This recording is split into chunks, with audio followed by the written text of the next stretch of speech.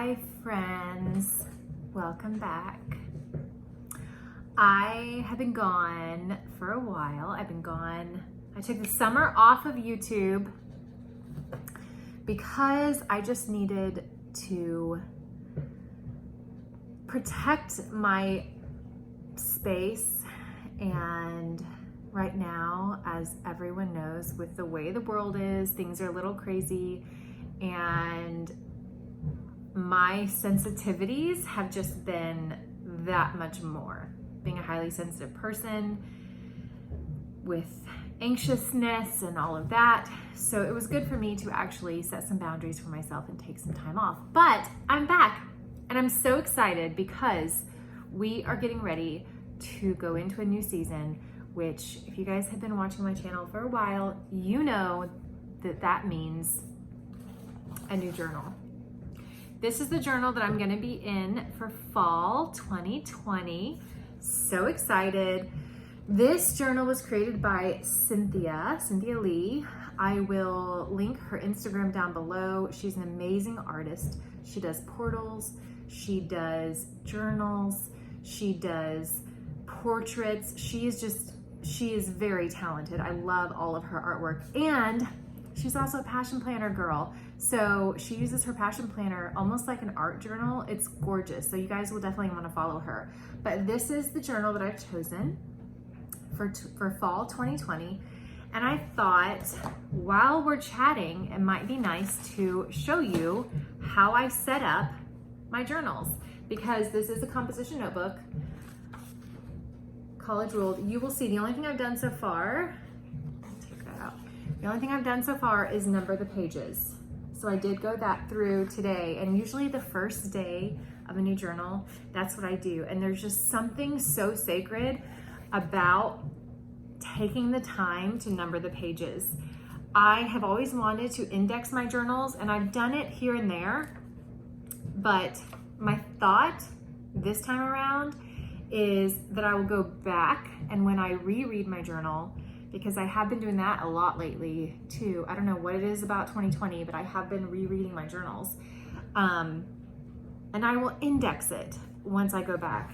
I may index it as I go along, but usually that's not the case. So I went ahead and numbered the right-hand pages. I don't do both, but I love flipping through. It's almost like greeting each page, and like, it's just greeting a new journal. It's like, I know, my way of like breaking it in. So I want to show you guys real quick some of the tools that I'm going to be using while I do this. You guys know favorite glue sticks of all time, the Scotch permanent glue stick. Make sure it says permanent. I buy these in bulk. I'm obsessed. So I'm going to be using those. I get these on Amazon. These are, I don't see a brand, but it comes in a 5-pack. I only have one left. I do think I have one spare upstairs in my desk, but obviously I'm gonna need to get more of these because that's gonna go on the journal. Next, these file folder thingies. I'm gonna go ahead and open it. As you guys know, because I've done little journal show and tells here and there, these, and I did have to just go buy some more because I was out. What I do with these is I fold it down and I glue it to the back, because as I journal, a lot of times I'll collect bits and pieces while I'm out and about, or if I travel with my journal, and I don't have the time necessarily in that moment to stick it in, so I'll stuff it in the envelope. And it's just neat to look through. So I have that. I have my watercolors. Today I'm using the Koi. This is my travel watercolor box, which by the way, in 2.5 weeks, Christine and I, it's not gonna be an art lockdown, but we're doing a little mountain retreat, not solely focused on art. We will be doing some watercolors and sketches and collage, but we're getting away, and that's so exciting. So this is just my little travel. I'll be bringing this on my trip. If you guys wanna see what I pack or what I bring, I know I've done those before and you guys seem to like those, so just let me know. So I've got that here because I should have brought my other journal that I just finished, but I already packed it upstairs. I like to watercolor my pages. And so I'll be doing that here with you guys. Then we have masking tape, because with these composition notebooks, and that's where I'll start actually. I tape down just to reinforce the edges, just so it tends to stay together because it is sewn. You can see the little thingy, I pulled it tight and here's the thing that I have to remember, because I'm bad at tearing pages out. Don't want to tear pages out. Actually, now that I'm looking at this binding is kind of coming apart. I'm wondering, I still want to use this journal. All right, I'm still going to use it. I'm just going to do a tape in the middle too. Okay, and then I have this amazing pouch. I think I got it at Walmart. It is from the Happy Planner, and I've been looking for one for forever because I have a navy striped pouch. Guys, if you guys like composition notebooks, let me tell you a secret. Get one of these things because it has a band on it. This was super cheap, like at Walmart. I know that Erin Condren has some too, and I have purchased one of hers in the past, but as a highly sensitive person, hers is kind of plasticky. I need it to feel like canvas. It's soft and I love it. And when you're traveling or even not, there you go. It hooks perfectly to your composition notebook, perfectly. So I put all my pens and highlighters and all of that in here. And so that's the next thing. I have these Sharpie S-Note highlighters, which I'm obsessed with. And that's how we're gonna start. All right, we're gonna start by taping the inside of the journal. And I'm gonna just do that real quick while I chat. I would love to know how you guys are doing since I've been gone. It was really difficult. I really wanted, I love YouTube so much. And I did hop on and started doing a few things here and there on IGTV. So if you guys aren't following me there, you can follow me at Hello Blank Page. And honestly, I've taken a lot more of I do use that platform to share my journaling almost every morning, but I break the rules there too.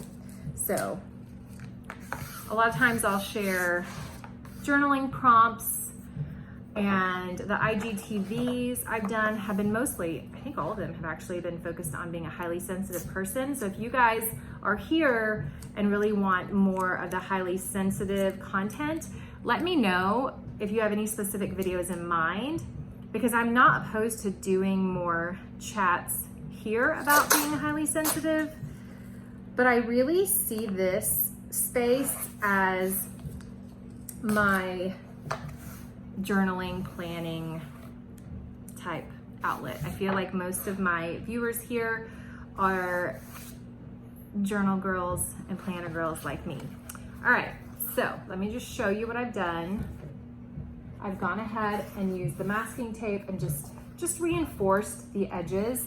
I may go back and use washi tape, and I also did it in the center. And I'm gonna tell myself, do not tear pages out, Heather. I may go back and put washi tape over that, but I find that this holds better than washi. A lot of times I would also tape down the edge, but because this is gorgeous and it's her art, I'm not gonna do that. I'm gonna leave that plain. Next, let's go ahead and add our little folder here. And I don't even use the clasp. I just leave it open like that so I can quickly stuff things in it. So, grabbing out the glue stick.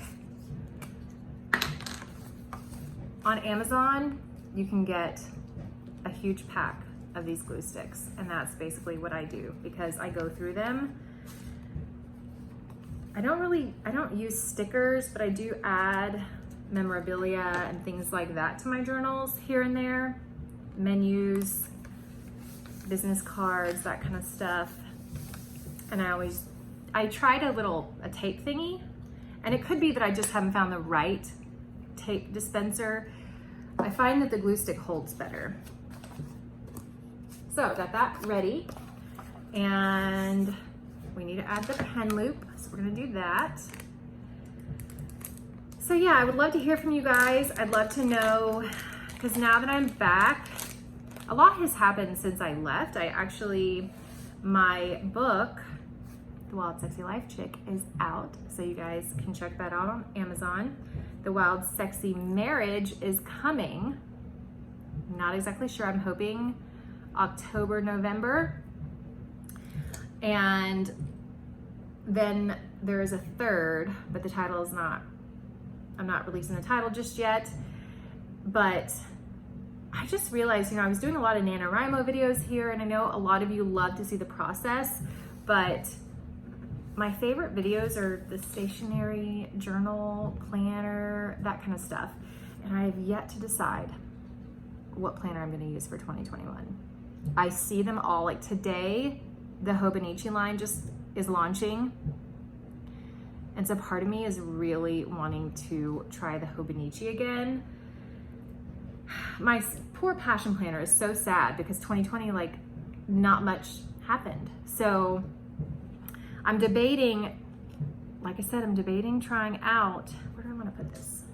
I kind of want to put it, usually I put this on the back, but I don't really think I want to put it, see, this is like real life. I'm showing you guys how it actually works in my brain. Anyhow, I think, was it 2019? Sorry, I do have dogs. And they bark. One of them barks at anything she thinks is coming onto our property. I think it was 2019 that I tried out Hobonichi, but I tried it out wanting and hoping that it could be everything. It could be my journal, it could be my planner, and that's just not the case. I am someone who will have lots of journals. I'm someone who will, I have notebook bundles. That's just who I am. So I think if I tried again just for planning, and actually what I'm wanting to do, because I love Jenny Penton's, I think it's Penton, her Planner Perfect method, but I don't want like a bunch of books at the end of the year. I'd rather just have one, because already I end up with 4 composition notebooks if I stay in one for a season, which summer, my next video is gonna be, you'll get to see the journals that I was in this summer. We'll go there next week. But I like that when I stick with one for a season, I end up with 4 composition notebooks and a planner. And I like that. So this year, I think if I just stick with the Hobonichi as a planner and use the Planner Perfect method for the daily stuff rather than like a journal, I think it could work. So I might be going away from Passion Planner this year. And I have to commit, that's the thing. If I buy it, I have to commit for the year and not change my mind, because I think I would have really loved it if I'd stuck with it. So that's what I'm thinking, but I will let you guys know. I would love to know from you what planner you're thinking of using for 2020. Have you even started thinking about 2020 planning? Personally, I'm kind of ready for 2021 planning. I'm ready for 2020 to be over. And yet, I'm also excited because we're getting ready to go into the last 30 days come October. And I saw goals that I have to, or that I want to reach. So anyhow, all right. I'm trying not to make this video too long, but I can ramble. You guys know that. Okay, do I need, all right. So I went ahead and did it on the back. I debated putting it on the front, but I like my pen loop. These things stick really good, let me just tell you. So it takes a while for it to stretch out because I do use my fountain pens a lot. Let's see if I have one here. I don't have my fountain pen in here. My fountain pen's sitting over there. But it works great with lots of pens. It does take time for it to stretch out though. So it's almost ready. Now all it needs are the watercolor splatters. And I'm not gonna do the whole thing with you guys sitting here. because that would take forever. But I did want to show you, because the reason I mentioned the markers, in every journal, I'm just gonna write index here because I do want to index it. In every journal at the back, I always have a couple things. I always have a section for, let me do this on the very back, and I'll show you.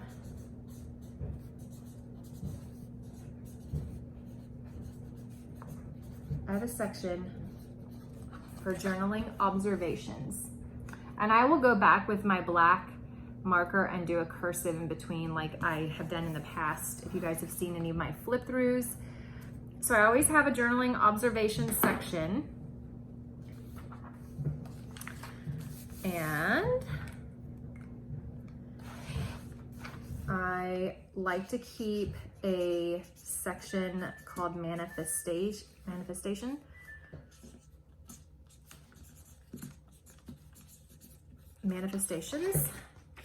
And this is where I keep track of everything that has been manifested in the time of the journal. Because as you read, like as I read through it and I see my different scripting, because I do a lot of venting at first. So my journaling process, I call them morning mindset pages. If you guys are new to my channel, I start by waking up my brain and writing out whatever comes up. Most of the time, it's nothing poetic. And then I end with truth statements or affirmations or scripting just to ground and get myself out of that venting space and into gratitude, or today's going to be amazing because, or wouldn't it be great if, or like different little, basically I go from rambles that are not always positive. A lot of times they are venting and things like that. And then I switch it because I never end. My goal is never to end the page feeling down. My goal is when I am done with all of my writing, I want to end my journaling feeling grateful and excited for the day. So whatever that takes, that is when I end it. So I like keeping a record of the things that manifested during the lifetime of the journal. And once again, this will probably run me September, October, November. That's the hope.